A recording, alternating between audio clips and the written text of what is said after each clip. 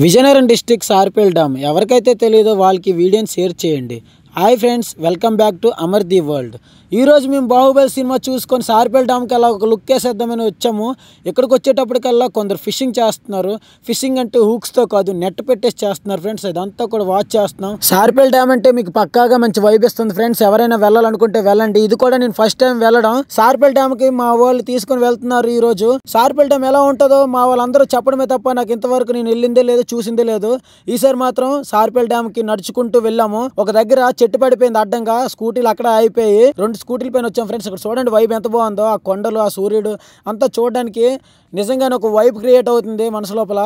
చూద్దాం.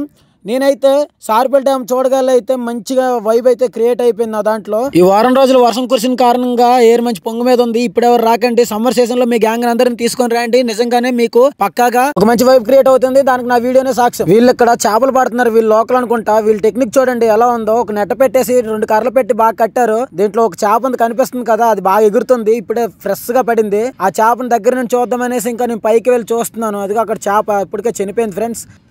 ఇంకా సార్పేల్ dam visit చేయడం అయిపోయింది. ఇంకా బాగా చూస్తాను, విహారయాత్రలా అనిపించింది. ప్రస్తుతానికి నేను బాహుబలి సినిమాకి వెళ్ళి అలా సార్పేల్ డ్యామ్కి చూద్దామని తీసుకెళ్లారు.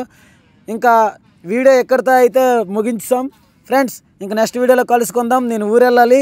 ఇంకా నెక్స్ట్ వీడియోలో కలుసుకుందాం. Bye friends. అమర్ ది వరల్డ్ని ఇప్పుడే ఫాలో అండ్ సబ్స్క్రైబ్ చేసుకోండి.